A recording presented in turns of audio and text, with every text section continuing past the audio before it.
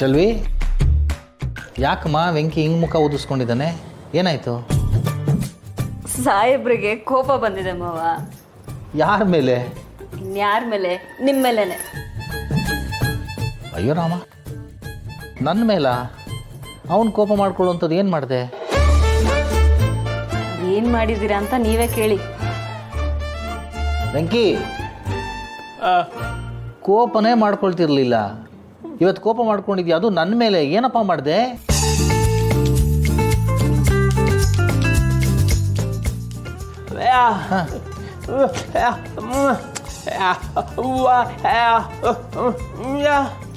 ಹಾಂ, ಸಂತು ಹರೀಶ್ ಮೇಲೆ ಕೇಸ್ ಹಾಕಿದ್ದೀನಿ. ಹಾಂ, ನಿನ್ನ ಮೇಲೆ ಯಾಕೆ ಹಾಕಿಲ್ಲ ಅಂತ ಒಂದೊಳ್ಳೆ ಕತೆ ಆಯಿತು.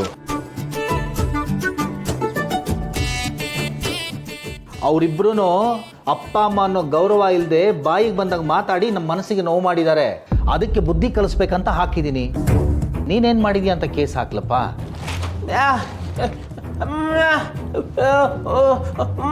ಹೌದು.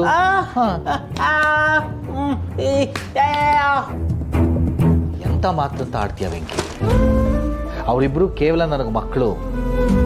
ನೀನು ಆ ಭಗವಂತ ಕರುಣಿಸಿರೋ ಮಗ ಅಪ್ಪ. ನೀನು ಮಗ ಅಲ್ಲ ಅನ್ನೋ ಥರ ಯಾವ ಥರ ನಡ್ಕೊಂಡಿದ್ದೀವ ನಾವು? ಈ ಥರ ಯೋಚನೆ ಮಾಡೋಕ್ಕಾದ್ರೂ ನಿನಗೆ ಮನಸ್ಸು ಹೆಂಗೆ ಬಂತು? ಅವರಿಬ್ರಿಗೂ ಸರಿಯಾಗಿ ಬುದ್ಧಿ ಕಲಿಸೋಕೆ ಅಂತ ಕೇಸ್ ಹಾಕಿರೋದು. ದುಡ್ಡೇ ಮುಖ್ಯ ಅಲ್ಲ, ಸಂಬಂಧಗಳು ಮುಖ್ಯ ಅಂತ ಗೊತ್ತಾಗ್ಲಿ ಅಂತ. ಇವನ ಮೇಲೆ ಕೇಸ್ ಹಾಕಿಲ್ಲ ಅಂತ.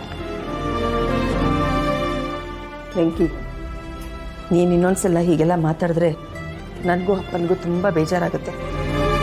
ಆಮೇಲೆ ನಿನ್ನ ಜೊತೆ ನಾನು ಅಪ್ಪ ಮಾತಾಡಲ್ಲ.